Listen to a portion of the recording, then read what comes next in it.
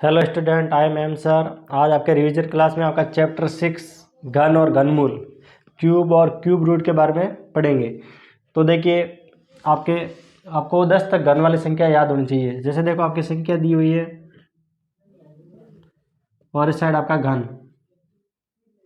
ठीक है। तो देखो, आपको 1 का घन यानी 1 की घात 3, तो इसको लिखेंगे 1 गुणा 1 गुणा 1, यानी कोई भी घन में क्या करता है, 3 बार गुणा करता है किसी संख्या में। तो इसका 3 बार गुणा करेंगे तो क्या आएगा, 1। फिर देखो 2 का क्यूब यानी 2 गुणा 2 गुणा 2 कितना हो जाएगा, 8।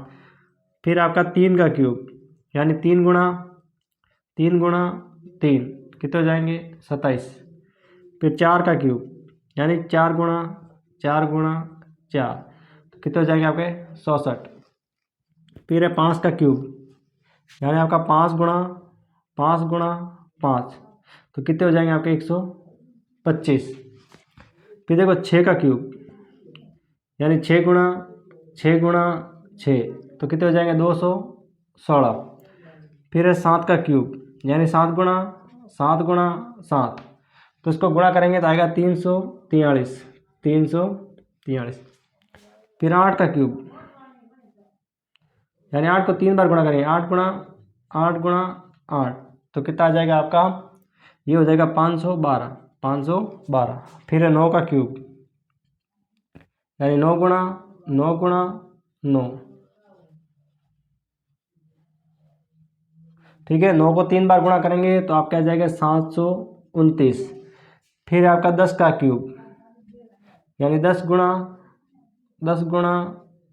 10 तो ये हो जाएगा 1000, ठीक है। आपको घन की सिर्फ 10 तक याद होनी चाहिए, घन वाली संख्या, पूर्ण घन संख्या। ये आपकी पूर्ण घन संख्या देखो, 1 8 27 64 125 216 343 512 729 और 1000।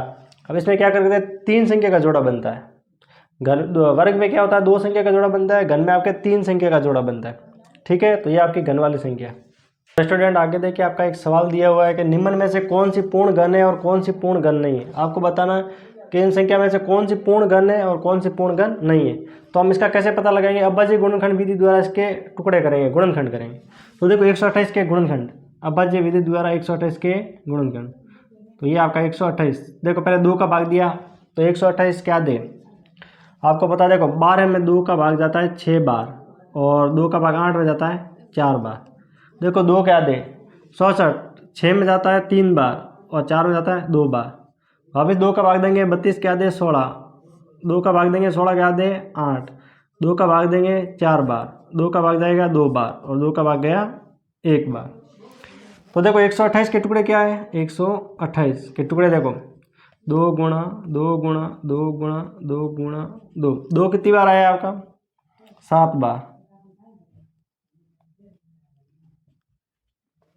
ठीक है। देखो 128 के अभाज्य गुणनखंड विधि द्वारा आपके गुणनखंड किए टुकड़े तो आपका 7 बार है। देखो आपको पता है पूर्ण घन में आपके 3 संख्या का जोड़ा बनता है। तो ये देखो 1 जोड़ा बन रहा है, ये 2 जोड़े बन रहे हैं, लेकिन ये एक्स्ट्रा संख्या आ रही है, इसका जोड़ा नहीं बन रहा है, इसलिए पूर्ण घन नहीं है। ये पूर्ण घन नहीं है, ये पूर्ण घन नहीं है। तो देखो इसमें जोड़ा 3 संख्या का जोड़ा 2 तो बन रहा है, लेकिन बाकी ये 2 एक्स्ट्रा आ रहा है, इसलिए पूर्ण घन नहीं है। इसी का सेम अभाज्य गुणनखंड विधि द्वारा करेंगे इसके टुकड़े। तो देखो आपके 1728, पहले देखो 2 का भाग देंगे, 2 का भाग जा रहा है, 17 में 2 का भाग गया 8 बार, शेष बचा 1, उतारा 2 तो 12, 12 में जाता है आपका 6 बार, फिर 8 में जाता है आपका 4 बार। वापिस 2 का भाग देंगे, 2 का भाग देखो 8 में गया 4 बार, 6 में गया 3 बार और 4 में गया 2 बार। वापिस 2 का भाग देंगे, 2 का भाग देखो 4 में जाता है 2 बार और 32 में जाता है 16 बार, ठीक है। 2 का भाग देंगे, 216 के आधे कितने होते हैं, 108। 216 के आधे कितने होते हैं, 108। वापिस 2 का भाग देंगे, 108 के आधे 54। 108 के आधे कितने होते हैं, 54। या 2 का भाग देखो 10 में गया 5 बार और 8 में गया 4 बार। 2 का भाग देखो 54 के आधे 27। अब देखो 27 में 2 का भाग नहीं जाएगा, किसका भाग जाएगा, 3 का भाग, 3 का भाग 27 में गया 9 बार, और 3 का भाग 9 में गया 3 बार, और 3 का भाग 3 में गया 1 बार। ठीक है, तो देखो अब इसके अभाज्य गुणनखंड द्वारा टुकड़े कर दिए। अब देखो इसके टुकड़े क्या आए, देखो आपके 1728। तो देखो इसके टुकड़े आए आपके, देखो 2 गुणा 2 गुणा 2। ठीक है, 2 कितनी बार आया, 6 बार। 2 गुणा 2 गुणा 2। फिर देखो आपका आया 3 गुणा 3 गुणा 3। देखो इसमें ये जोड़ा बन रहा है, ये जोड़ा बन रहा है, ये जोड़ा बन रहा है। यहाँ देखो तीनों ही जोड़े बन रहे हैं। इस संख्या में देखो 1 2 3, यानी सभी संख्या का 3 3 का जोड़ा बन रहा है, इसलिए ये पूर्ण वर्ग है। ये पूर्ण वर्ग है, ये पूर्ण वर्ग, पूर्ण घन है, पूर्ण वर्ग नहीं, ये पूर्ण घन है। आपकी ये संख्या पूर्ण घन है। ऐसे कैसे, देखो 775 आपके है 775। तो देखो पहले देखो 2 किसका भाग जाएगा, पीछे 5 है तो 5 का भाग जाएगा, किसका जाएगा, 5 का भाग। तो देखो 5 का भाग 6 में गया 1 बार, शेष बचा 1, उतारा 17, मतलब 7 उतारा 17, 17 में 5 का भाग जाता है 3 बार, शेष बचा 2, उतारा 5 तो 25 हो जाता है 5 बार।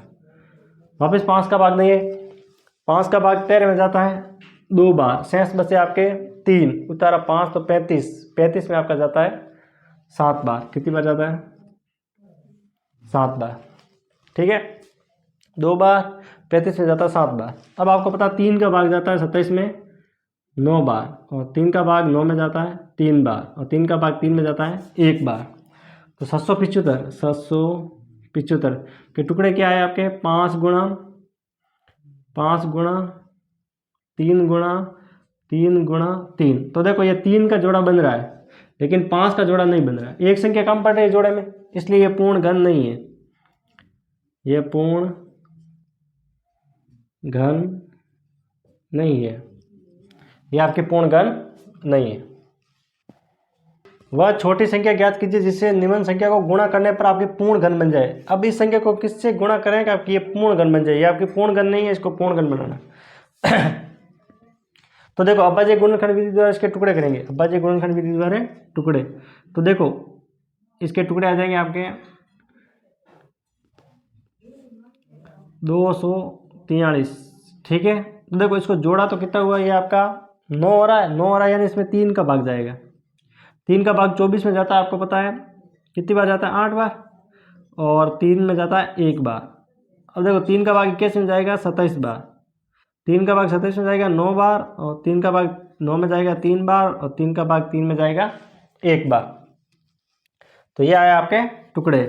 ठीक है, तो देखो अब देखो आपके 3 इंटू, देखो आपके कौन सी संख्या थी, 243।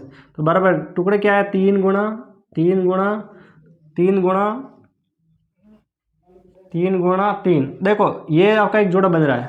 ठीक है, अब इसको जोड़ा बनाना है, तो आपको पता है कि जोड़े में एक संख्या कम पड़ रही है, आपको पता है 3 संख्या का एक जोड़ा होता है, एक संख्या कम पड़ रही है, यानी इसको 3 से गुणा कर दें। किससे गुणा कर दें, 3 से गुणा करेंगे तो ये पूर्ण घन बन जाएगी, यानी 243 को 3 से गुणा करने पर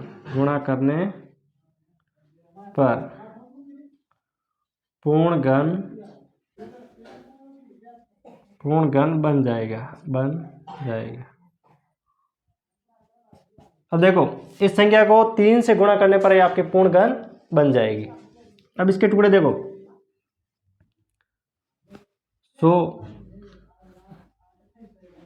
100 में देखो 2 का भाग देंगे, 100 का आधा कितना होता है, 50, 2 का देंगे 50 का आधा 25,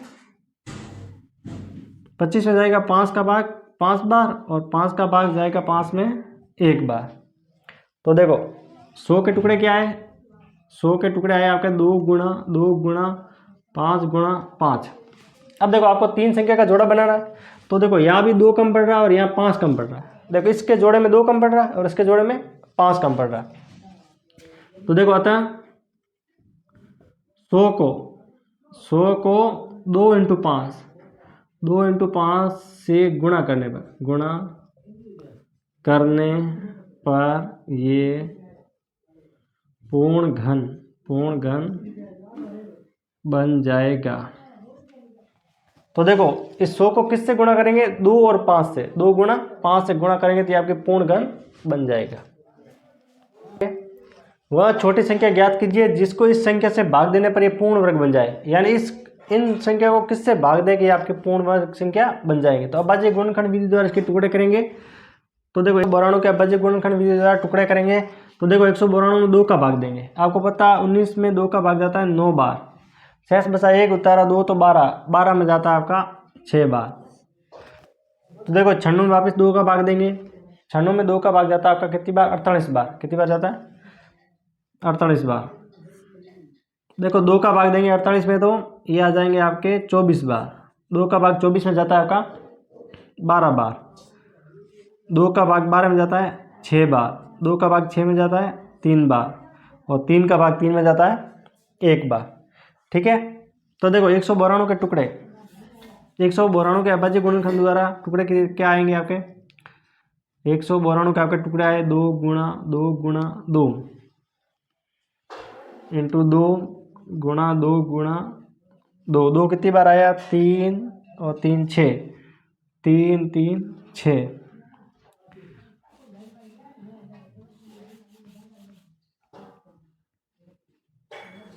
देखो 2 गुणा 2 गुणा 2, 2 गुणा 2 गुणा 2 गुणा 3।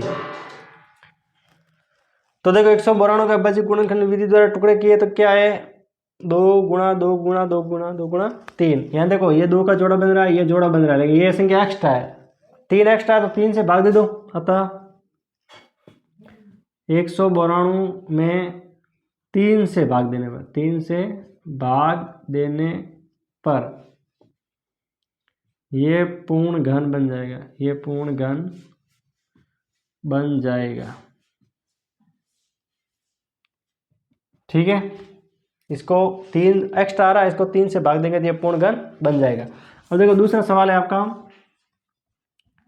704। ठीक है। तो देखो 704 के अभाज्य गुणनखंड द्वारा टुकड़े करेंगे तो ये आपका 704। देखो 2 का भाग देंगे, 2 का भाग देखो 700 के आधे कितने होते हैं, 350, और तो ये हो जाएगा 352।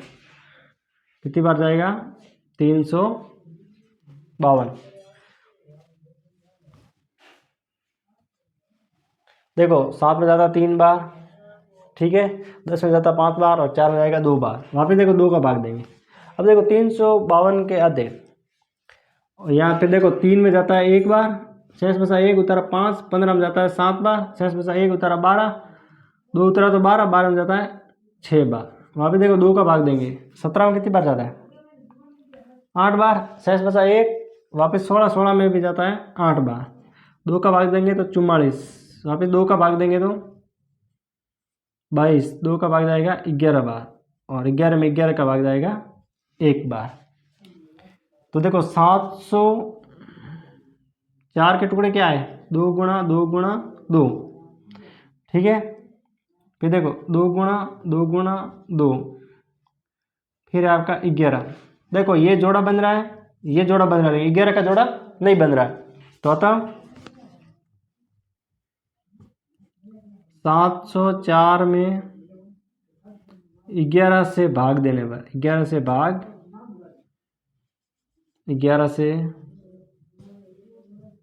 भाग देने पर ये पूर्ण घन बन जाएगा, पूर्ण घन बन जाएगा। ठीक है। तो आपको क्या करना है, पहले अभाज्य गुणनखंड द्वारा टुकड़े करना है, फिर देखना जोड़े बना रहे। देखो ये जोड़ा बन रहा है, इसका जोड़ा बन रहा है, 11 एक्स्ट्रा संख्या आ रही है, जो एक्स्ट्रा संख्या आ रही है उसका भाग दे दो, तो 11 का भाग देंगे तो ये पूर्ण घन बन जाएगा। कर्मागत विषम संख्या को जोड़ने पर पूर्ण घन संख्या प्राप्त होती है, यानी कर्मागत विषम संख्या को जोड़ोगे तो आपको पूर्ण घन संख्या प्राप्त होगी। जैसे देखो 1 यानी 1 का वर्ग, 1 का मतलब घन, 1 तो 1 का घन क्या आएगा 1। फिर देखो 1 के बाद क्या आता है आपके विषम संख्या, 1 के बाद आपको देखो 3 और 5, 3 + 5 यानी कितनी संख्या है, 2 संख्या है, तो 2 का घन कितना हो जाएगा 8। फिर देखो 5 के बाद क्या आता है 7 9 11, तो देखो 3 संख्या है तो 3 का घन कितना हो जाएगा 27। 11 के बाद क्या आता है 13, 15, 17, 19 यानी 4 का घन कितना आ जाएगा 64। देखो 19 के बाद क्या आता है 21, 19 के बाद 21, 23, विषम संख्या देखो 21, 23, 25, 27, 29 कितनी संख्या है 5, तो 5 का घन कितना आ जाएगा 125। ऐसे आपको देखना, फिर देखना आपको 31, इसके बाद 31, ऐसे 6 संख्या ले लो इसके बाद, तो आपको पूर्ण घन संख्या प्राप्त होगी। यानी क्रमागत यानी लगातार विषम संख्या को आप जोड़ोगे तो आपको पूर्ण घन प्राप्त होगी। आगे देखिए आपका सवाल दिया हुआ है कि अभाज्य गुणनखंड विधि द्वारा, यानी आपको अभाज्य गुणनखंड विधि द्वारा निम्न संख्या का घनमूल निकालना। अब आपको देखो पहले हमने निकाला था घन, अब आपको घनमूल ज्ञात करना, वो भी अभाज्य गुणनखंड विधि द्वारा। तो देखिए आपकी अभाज्य गुणनखंड विधि ये होती है, ये इसके टुकड़े करना। देखो आपका दिया हुआ है 10,748, पीछे 8 है तो आपका देखो 2 का भाग देंगे। अब 2 का भाग का मतलब होता है उसका आधा करना। यहाँ देखो डायरेक्ट आपको देखो 2 का भाग 10 में जाता है 5 बार, 6 में जाता है 3 बार, 2 में 4 में जाता है 2 बार, और 8 में जाता है 4 बार। वापिस 2 का भाग देंगे तो देखो अब 5324 के आधे करने, 5324 के आधे हो जाएंगे आपके 26 62, 26 62 कितने हो जाएंगे आपके 26 62। फिर देखो वापस 2 का भाग देंगे तो देखो 2 का भाग 2 में जाता है 1 बार, 6 में जाता है 3 बार, इस 6 में जाएगा आपका 3 बार, 2 का भाग 2 में जाएगा 1 बार। ठीक है, अब देखो अब ये ऐसी संख्या है जिसमें सिर्फ 11 का ही भाग जाएगा, बाकी किसी का नहीं जाएगा। तो देखो 11 का भाग इसमें जाएगा 121 बार। आपको पता है 11 का भाग 13 में जाता है 1 बार, शेष बचा आपका 2, उतारा 3 तो हो गया 23, तो 23 में जाता है 2 बार, 22 फिर शेष बचा 1, उतारा 1, 11 में जाता है 1 बार। और देखो 11 का भाग वापस जाएगा 121 में 11 बार, और 11 का भाग 11 में जाएगा 1 बार। ठीक है, तो देखो तो इसका घनमूल क्या आएंगे आपके, इसके टुकड़े देखो टुकड़े क्या आए आपके 2 गुणा 2 गुणा 2 गुणा 11 गुणा 11 गुणा 11। देखो ये 3 का चिन्ह होता है, घनमूल में किसका चिन्ह होता है ये 3। तो देखो इसका आपके टुकड़े आए 2 गुणा 2 गुणा 11 गुणा 11। तो देखो ये जोड़ा बन रहा है, ये जोड़ा बन रहा है। तो देखो 3 संख्या का अगर एक जोड़ा बन रहा है तो एक संख्या बार आ जाएगी। तो यहाँ से 2 बार आया और यहाँ से आपका 11 बार आया, तो ये कितना हुआ 22। यानी घनमूल कितना है इसका, घनमूल आया आपका 22। घनमूल कितना है इसका, घनमूल आया आपका 22। ठीक है, अब देखो आपकी दूसरी संख्या है 27,000, 27,000 इसका घनमूल निकालना होगा। ठीक है, 27,000 का घनमूल निकालना। तो देखो 27,000, अब देखो ऐसा जरूरी नहीं कि देखो इसमें 2 का भी भाग जा रहा है, 3 का भी जा रहा है, 5 का भी जा रहा है। तो ऐसा जरूरी नहीं कि पहले 5 का 2, 2 का 2, 3 का, जो आसान हो उसका पहले देना है, जिसका आसान लगे। तो देखो हमें आसान लग रहा है 3 का भाग पहले देना, तो 3 का भाग देंगे। तो देखो आपका 3 का भाग देंगे तो आपको पहले 3 0 भूल जाओ, पहले सिर्फ 27 को ध्यान दो। 27 में आपको पता 3 का भाग कितनी बार जाता है 9 बार। 27 में 3 का भाग जाता है 9 बार, पीछे 3 0 है तो 3 0 लगा दो। ठीक है, वापस 3 का भाग देंगे, 3 का भाग 9 में गया 3 बार, पीछे 3 0 है तो 3 0 लगा दो। अब देखो 3 का भाग 3 में जाएगा 1 बार, कितनी बार जाएगा 1 बार, पीछे 3 0 है तो 3 0। अब चलो 2 का भाग देते हैं, 2 का भाग देखो ये 1000 हो गया, 1000 के आधे कितने होते हैं 500। अब देखो 2 का भाग 500 के आधे 250। वापस देखो 2 का भाग देंगे, अब 250 के आधे कितने होते हैं 125। अब जाएगा 5 का भाग, अब 5 का भाग 125 में जाता है 25 बार, 5 का भाग 25 में जाएगा 5 बार, और 5 का भाग 5 में जाता है 1 बार। तो देखो इसके टुकड़े क्या है आपके, इसके टुकड़े आए आपके 3 गुणा 3 गुणा 3 गुणा 2 गुणा 2 गुणा 2 गुणा 5 गुणा 5 गुणा 5। तो देखो ये एक जोड़ा बन रहा है, ये एक जोड़ा बन रहा है, और ये भी एक जोड़ा बन रहा है, यानी 3 जोड़े बन रहे हैं आपके। ठीक है, तो यहाँ से एक 3 बार आया, यहाँ से आपका 2 बार आया, और यहाँ से आपका 5 बार आया। इनका गुणा किया, देखो 3 का गुणा 2 से किया तो 6, 6 का गुणा 5 से किया तो 30, तो घनमूल कितना है इसका, घनमूल 30, 27,000 का घनमूल आया 30, और इस साइड आपका 10,648 का घनमूल आया आपका 22। क्या आपका सवाल दिया हुआ है ये, तो देखो इसके अभाज्य गुणनखंड द्वारा टुकड़े करेंगे इसके, तो ये आपका देखो 74,088, 74,088। इसको अभाज्य गुणनखंड द्वारा टुकड़े करने तो पहले देखो 2 का भाग देंगे, देखो 2 का भाग देंगे, देखो 7 में जाएगा आपका 2 का भाग 3 बार, शेष बचा 1 उतारा 4 तो हो गया 14, 14 में जाता है 7 बार, शेष बचे आपके देखो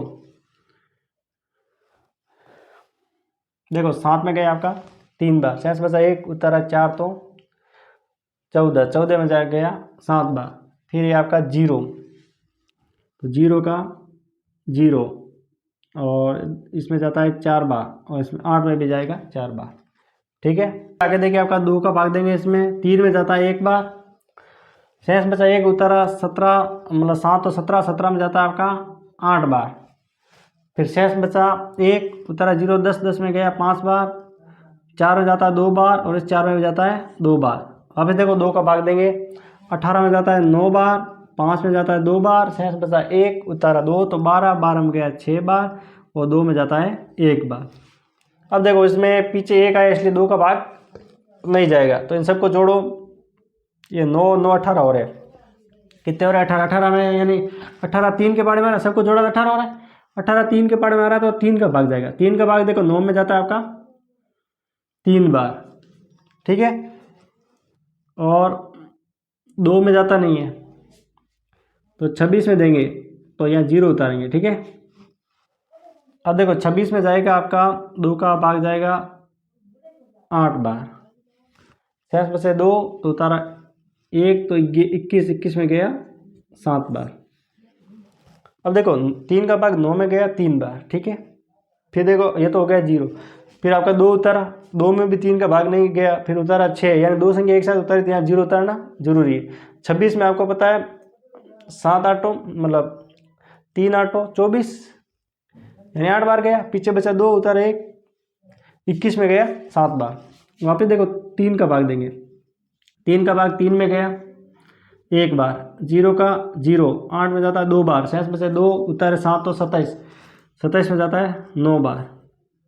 वापस 3 का भाग देंगे, क्योंकि देखो योग हो रहा 12, 12 3 के पाड़े में आते हैं, तो 3 का भाग 10 में गया 3 बार, ठीक है, शेष बचा 1 उतारा 2 तो 12, 12 में गया 4 बार, और 9 में गया 3 बार।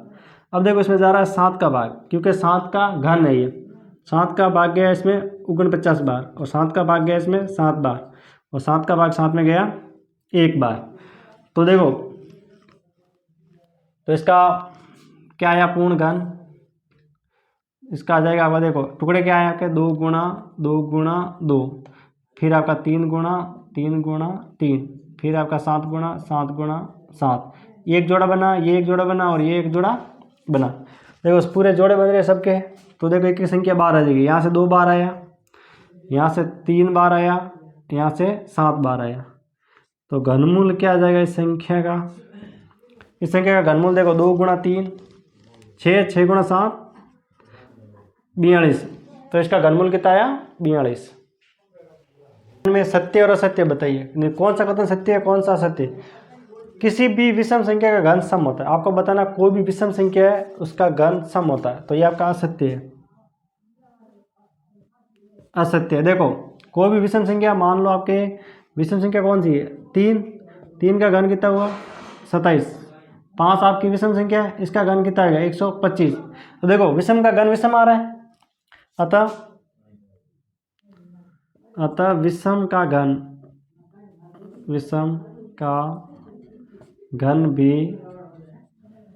विषम संख्या होता है, विषम संख्या होता है।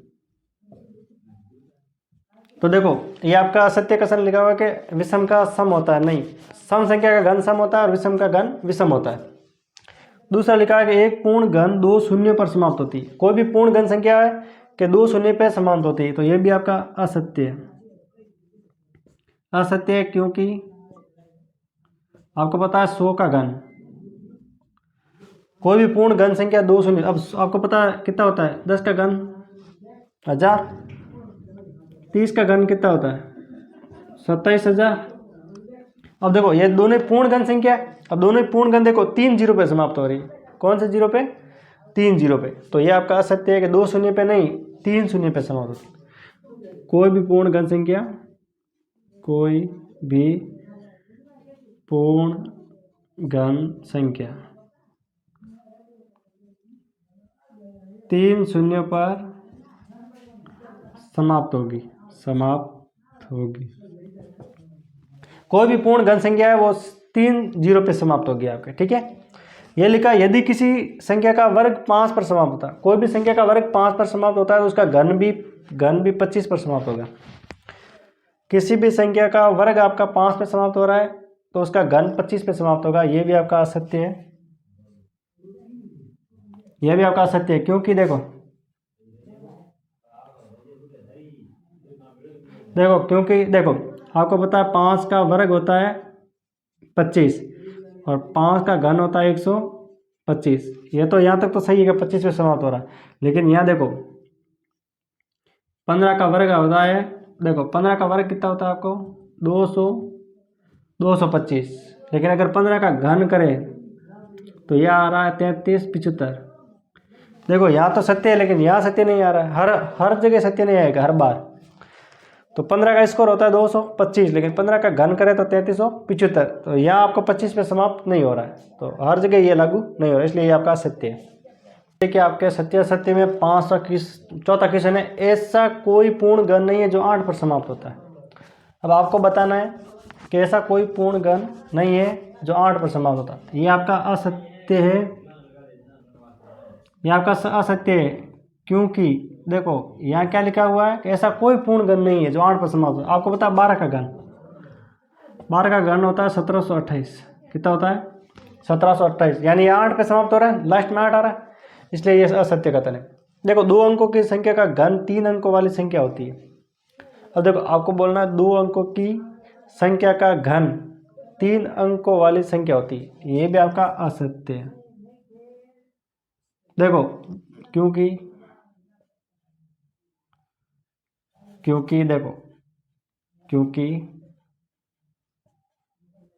देखो यहाँ लिखा 2 संख्या का घन, यानी आपका 100 का घन, ये 2 संख्या का घन 3 अंकों वाली संख्या होती है। अब देखो 100 का घन कितना होता है आपका, मतलब 10 का घन कितना होता है 1000, यानी कितनी संख्या आई 4 संख्या।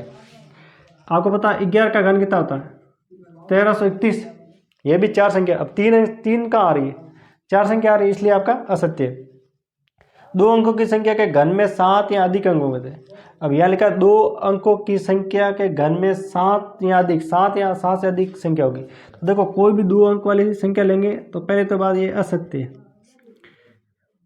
क्योंकि देखो अब लास्ट आपकी 2 संख्या 99, लास्ट वाली संख्या ले रहे हैं 99 का क्यूब। अब 99 का क्या क्यूब आ जाएगा 970 299। तब देखो इसमें कितने अंक आ रहे हैं, सिर्फ 6 अंक आ रहे हैं। अब लास्ट वाली 2 वाली संख्या ली हमने 2 अंकों वाली 99, इसके बाद तो 3 अंक वाली होती। अब इसका आ रहा है 970 299, यानी 6 अंक आ रहे हैं, 7 नहीं आ रहे, इसलिए आपका असत्य। 1 अंक वाली संख्या का घन 1 अंक वाली संख्या हो सकती है, तो ये आपका सत्य है। देखो ये आपका सत्य है कि 1 अंक वाली संख्या का घन 1 अंक वाली संख्या हो सकती है। देखो 1 अंक वाली संख्या के घर में 1 भी होती है 2 भी होता है, लेकिन ये बोला हो सकती है यानी संभावना है। तो देखो 1 का घन क्या था 1, 2 का घन कितना था 8, यानी 1 अंक वाली संख्या का घन 1 आ रहा है, 1 अंक वाली संख्या का घन कितना आ रहा है 1, इसलिए ये आपकी सत्य है, क्योंकि संभावना हो सकती है। ठीक है।